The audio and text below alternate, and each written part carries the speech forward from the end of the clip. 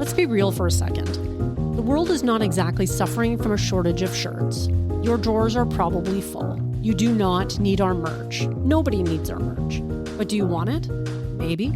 If you're a loyal listener of Bite Me and you've been looking for a way to support the show, without actually having to mail cash in an envelope, there is a solution. Introducing bitemepodcast.shop, the low-commitment, high-fun merch store. I use print on demand, which is just a fancy way of saying I don't have a creepy garage full of unsold hoodies. There's one eco-friendly shirt made at a time when you order one. There's also patches and stickers and recipe cards too. So if you need an excuse to refresh your laundry day wardrobe or up your sticker game, and you want to support the show, this is your perfect, almost guilt-free opportunity. Go to bitemepodcast.shop, get a cool shirt, and help me keep the lights on. Thanks, friend. You're the best.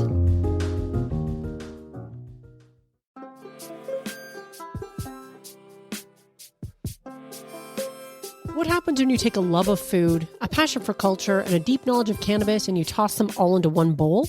You get Bite Me, the podcast that explores the intersection of food, culture, and cannabis and helps cooks make great edibles at home. I, as always, am your lovely host, Margaret, a certified Gangier, TCI certified cannabis educator, and I believe that your kitchen is the best dispensary you'll ever have. Together, we'll explore the stories, the science, and the sheer joy of making safe, effective, and unforgettable edibles at home. So preheat your oven, and let's get ready for a great episode. Friends, today, episode 326, creamy pumpkin pasta. Yes, that's right. That's what we're going to be covering today. And it feels like it's been a hot minute. I know that the last couple episodes I put out were interviews, and if you haven't had a chance yet to check those out, I recommend that you do, because one, I love doing interviews. It is one way that I can connect with other fine folks in the cannabis space and people who are doing some really cool things in the world. And the most recent interviews were with Ishka of Cannabis Babes, Patty and Mark, who did the Nectar Ball documentary, and Amanda Ryman, a two-time guest now, who has so much to share about cannabis, mindful cannabis consumption, among other things. So if you haven't checked those out, please do.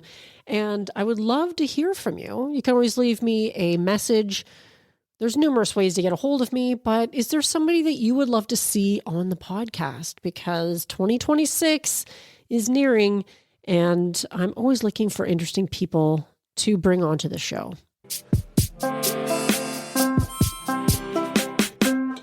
And I just want to say also, thank you for being here. It really means a lot to me that you are showing up and taking time out of your busy day to listen to me talk about edibles and the thing that we both love. Because I'm assuming if you're listening to this, it's because you are a fan of cannabis and cannabis edibles as much as I am. If this is your first time tuning in, this creamy pumpkin pasta is one that I will be making again. I enjoyed it thoroughly. It's a fun, easy recipe to have in the repertoire when, it's nice to have like a few dishes on rotation that you can be like, I'm going to make this because I am feeling not like getting into something more in depth. And if you've been listening for a while, I wouldn't be here without you. So again, I appreciate you. So today we're making this creamy pumpkin pasta, and I don't feel like doing a trivia. We're going to be doing this creamy pumpkin pasta. Why is this exciting? Why should you make this? Well, as I record this, we are going to be nearing Thanksgiving in the US of A, and there will be many of you who will be purchasing items to make a traditional turkey dinner. And if you happen to be picking up a can of pumpkin puree, why not grab two? And then you can make this as well when the dust settles and the turkey's all gone, or leading up to, because you don't want to make something that's really fussy before you're putting on a big dinner. And pumpkin, I feel like, is really underutilized as an ingredient. Its more popular cousin, the squash, I think gets more attention. And I think it's time we stopped that. I mean, of course, pumpkin is the highlight of the Halloween season, but not in the same way. I mean, let's be honest. You're buying a pumpkin to carve it up, to make it into something else. And yes, if you're fortunate, you can roast those pumpkin seeds, and that's really great, but you're not incorporating pumpkin into your dishes at that time. Yes, the pumpkin is the star of the show, but in a very different manner. So this is an opportunity to try out some pumpkin inspired cooking. Now, if you're thinking, but Margaret, I went out and I bought some stuff and it calls for a 15-ounce can of pumpkin puree in this recipe that you're sharing with me today, what am I going to do with the leftovers? Because they only had the big cans. Well, I'm glad you asked, because I recently did an episode on a pumpkin spice creamer. You could do that. I have done an episode on dog treats that had pumpkin puree in them. And I have actually done a number of pumpkin-based recipes over the years, pumpkin muffins, pumpkin cookies. There is no reason why you can't find a way to use up the rest of the pumpkin if you don't use it all, and you could only get the big cans. So there is my little PSA of the day. Now, are we infusing this whole creamy pumpkin pasta? Of course we are, but the way we're going to be doing it is such that you can share this with people of all tolerances or with no tolerance whatsoever. You've got options. Let's get into it, shall we? And before I do begin, pull out your phone right now, hit the share button to share this with somebody that you think would enjoy it. Because word of mouth is still the best way to share the show with other edibles enthusiasts out there. And, my marketing budget is kind of limited. I don't have deep pockets to be advertising in traditional spaces. And also, I am in the cannabis space. So many of those options are not open to me. So word of mouth is still the best way to spread the word. So if you would do that for me right now, I would appreciate it. And I appreciate you. Creamy pumpkin pasta. I made this a little while ago, not thinking that I would enjoy it as much as I did, but I did see this recipe and I was like, oh, I do like pumpkin. And I had recently made that pumpkin spice creamer, so I had pumpkin on my mind. And I found this recipe from Bon Appetit by Rachel Gurjar. I hope I said your name correctly, Rachel. And she says, transform a can of pumpkin puree into a luscious, creamy pumpkin pasta sauce for a near instant dinner with major fall feels. And I can confirm. This does have major fall feels, and it was pretty easy to put together. I made it on a weeknight. And as the recipe is written, it says 4 servings. I think I got more than that out of it. I was just cooking for 2, but we ate it for a few days in a row. I loved it. I will definitely be making it again because I do tend to try and keep pure pumpkin puree in my cupboard. And if you're ever feeling uninspired, this is a good way to get a healthy dose of some vegetables, because pumpkin is, again, a healthy vegetable that is often overlooked. So what do you need for this recipe to make it all happen? You need a medium tube-shaped pasta, such as rigatoni, penne, or calamorata. I've not heard of calamorata, I will admit. And I think at the end of the day, I used a rotini because when I went to the store to get a couple of the items, I forgot to get the pasta. So it can work with other shapes, but I can see why the medium tube-shaped pasta would be pretty nice with this. But at the end of the day, if you forget, whatever works. You need salt, your extra virgin olive oil, a medium white onion, 6 cloves of garlic, the crushed red pepper flakes, which I really feel is an ingredient you should not skip in this dish. The crushed red pepper flakes, I think, tied it all together. You need some heavy cream, the zest of a lemon, and some Parmesan, some to go in the sauce and a little extra for grating. Here's what you're going to do to put this together. You're going to cook your pasta, as one does. And when you drain it, you're going to reserve a couple cups of the pasta cooking water. Now, meanwhile, while the pasta is cooking, you're going to heat the olive oil in your Dutch oven or other heavy-bottomed pan. And then you add your white onion, your garlic. It does call for 6 cloves of garlic, so this is pretty garlicky, but I didn't actually find it overwhelming. Maybe because it made quite a bit, but you could always adjust that as needed depending on how you feel about garlic. I love garlic, but some people might feel differently. This is where you also add your crushed red pepper flakes and you stir it until the onions are softened. Then you add your can of pumpkin puree, stir it up, stir in your heavy cream with a little bit of the reserved pasta cooking water. And next, you're going to add the pasta to the sauce and cook, tossing in a little more of the pasta cooking liquid if you feel that it needs it. You're going to make sure that the pasta is nice and coated with the sauce. And then you're going to finish it with your lemon zest and Parmesan, all mixed in the same Dutch oven, which is why, just to note, that if you're making this, you do need a pan that's going to be big enough to hold the pasta that you're cooking as well, because it really is worth putting it all in together.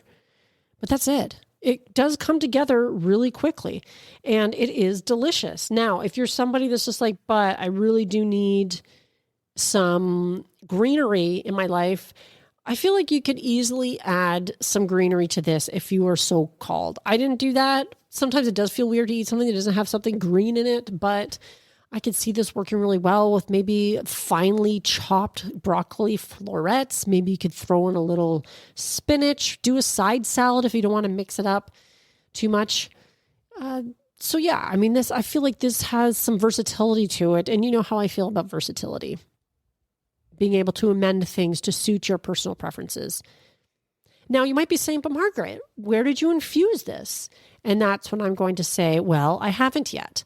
And that's because I feel like pasta is one of the best dishes for adding an infused olive oil to after the fact. And the reason why this, I think, is the best way to approach a dish like this is because it does make so much. And if you use infused olive oil when you're cooking the onion, I mean, you are cooking at a medium heat, so I don't think you're going to destroy any of your cannabinoids, but that means your entire dish that serves 4 people, and actually I think we've got six servings out of it when I made it, you're going to be infusing an entire 6 servings. And what if you don't necessarily want to get high for all 6 servings? What if you're serving it to somebody who doesn't want to get high at all? Well, that's why you take some of your olive oil that you have, of course, dosed. You know how strong it is, ideally, especially if you're sharing it with anybody else besides yourself. And you're going to serve up your dishes. You're going to add your extra Parmesan for serving. And then actually, I'd probably do the Parmesan after. But I would take some of that olive oil and drizzle it on to the pasta. Then add my Parmesan, maybe a little pepper, chef's kiss. And it's simple as that. And that way you can tailor it. So also you know that if you have a tolerance of a certain amount and somebody needs more or less than that, you can easily adjust as you see fit. That's why I also really love having like olive oil on hand or other infusions that can lend themselves well for infusing savory dishes. Now, I had thought, because it did make quite a bit, I do tend to do this. I love cooking once and then eating a couple dinners out of it. It made enough. I probably could have frozen some. I never did get around to freezing any of it because we just ate it all and it was delicious. But this is a great recipe to use some of that pumpkin puree.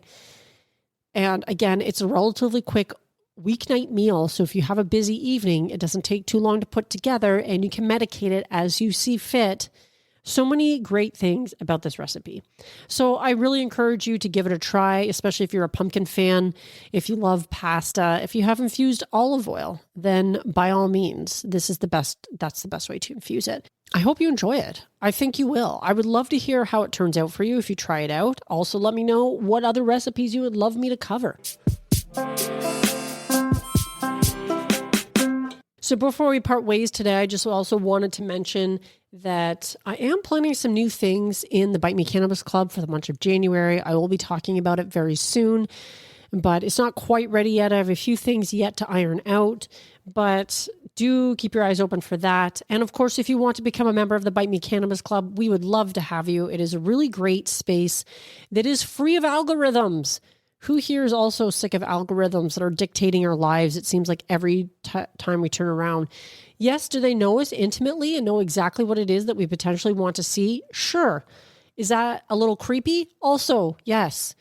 So, I mean, I am still on social media platforms because those are all algorithmically based, also not chronological. So anyway, if you want to escape all that, also the censorship on many social media platforms around cannabis is another reason why coming over to the Bite Me Cannabis Club is so wonderful. So I encourage you to check it out and consider joining. We would love to have you. I am always open to questions if you have any questions about it. I have one more interview to come out before the end of the new year. It's one that several people have been asking for, and I'm excited to release it. I do have an interview coming out with Dr. Casara Andre, and she is a veterinarian that specializes in cannabis. So that is going to be a great episode. I think you are all going to enjoy it. So stay tuned for that. That will be coming out very soon. And then we're getting into the end of the year. I think that's it for today, my friends. I am your host, Margaret. And until next time, stay high.